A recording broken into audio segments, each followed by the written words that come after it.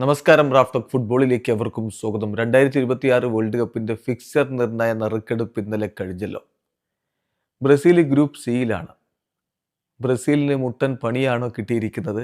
അതല്ല കാര്യങ്ങൾ എളുപ്പമാണോ? Group stage വിട്ട് മുന്നോട്ട് പോകാൻ ബുദ്ധിമുട്ടാകുമോ?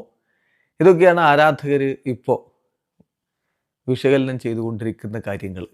ആദ്യമേ മനസ്സിലാക്കി, ഇത്തവണത്തെ വേൾഡ് കപ്പിന് 48 ടീമുകളുണ്ട്.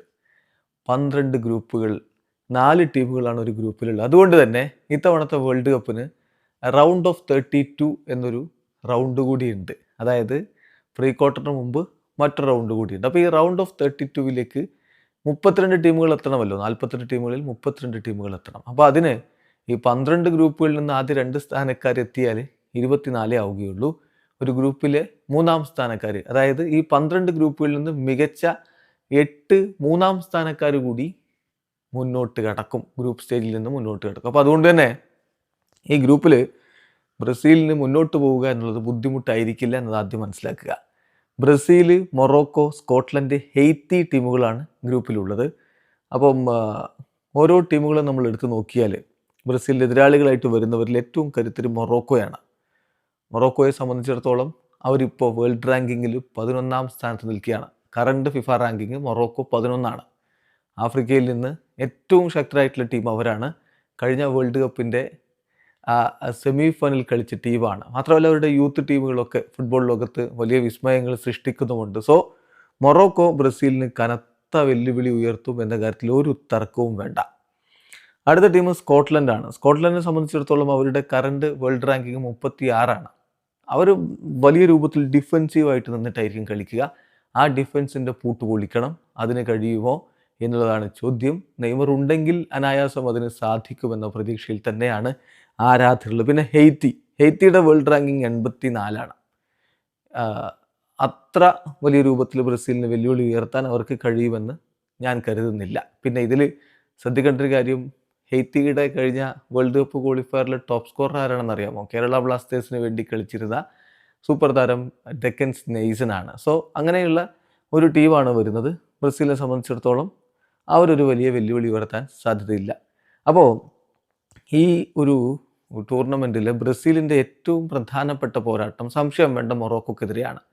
അതിലാര് വിജയിക്കും? അവർ ഗ്രൂപ്പ് ചാമ്പ്യന്മാരാവാനാണ് കൂടുതൽ സാധ്യത. ബ്രസീലിൻ്റെ മത്സരങ്ങളുടെ ഷെഡ്യൂൾ നോക്കുമ്പോൾ ആദ്യ കളി തന്നെ ന്യൂയോർക്ക് സിറ്റിയിൽ മൊറോക്കോയുമായിട്ടാണ്. അതായത് ജൂൺ 13-ന് 2026 ജൂൺ 13-നാണ് ബ്രസീൽ മൊറോക്കോക്കെതിരെ കളിക്കുന്നത്. ഒന്നുകിൽ ന്യൂയോർക്കിലായിരിക്കും, അല്ലെങ്കിൽ ബോസ്റ്റണിലായിരിക്കും. അത് ഇന്ന് മാത്രമാണ് ആ ഒരു ഫൈനൽ ഏത് ഗ്രൗണ്ടിൽ കളിക്കും, സമയം ഏതാണെന്നുള്ള തീരുമാനമാവുകയുള്ളൂ. പിന്നെ 19-ാം തീയതി ഹെയ്ത്തിക്കെതിരെയാണ് കളി. അതൊന്നുകിൽ ബോസ്റ്റണിലോ അല്ലെങ്കിൽ ഫിലാഡൽഫിയയിലോ ആയിരിക്കും. അതിനുശേഷം ഗ്രൂപ്പിലെ അവസാന മത്സരം 24-ാം തീയതി ജൂൺ 24-ന് സ്കോട്ട്ലാൻഡിനെതിരെയാണ്. അത് അറ്റ്ലാന്റയിലോ മയാമിയിലോ വെച്ച് നടക്കും. അപ്പോൾ ഇതാണ് ബ്രസീലിൻ്റെ ഗ്രൂപ്പ് സ്റ്റേജിലെ മത്സരങ്ങളുടെ സമയക്രമം എന്ന് പറയുന്നത്. സമയമല്ല, ഡേറ്റ്, സമയം എന്ന് കൃത്യമായിട്ട് പറയും. അപ്പോൾ ഇതിൽ നമുക്കറിയാം മൊറോക്കോക്കെതിരെയുള്ള ആ പോരാട്ടം അതായിരിക്കും ഗ്രൂപ്പ് ജേതാക്കളെ തീരുമാനിക്കുന്നത്. മൊറോക്കോ ഒരു ക്ലാസ് ടീമാണ് എന്ന കാര്യത്തിൽ തർക്കമില്ല. ബ്രസീലിനൊരു ബിഗ് ചാലഞ്ച് അവർ ഉണ്ടാക്കാൻ പോവുകയാണ്. അതേസമയം മൊറോക്കോയിൽ വലിയ രൂപത്തിൽ ബ്രസീലിന് ആരാധകരുമുണ്ട്. അതുകൊണ്ട് അവിടുത്തെ ആരാധകർക്ക് ഒരു മിക്സഡ് ഫീലിംഗ് ആയിരിക്കും. പിന്നെ ഹെയ്ത്തി വലിയ രൂപത്തിൽ ബ്രസീലിന് ആരാധകരുള്ള രാജ്യമാണ്.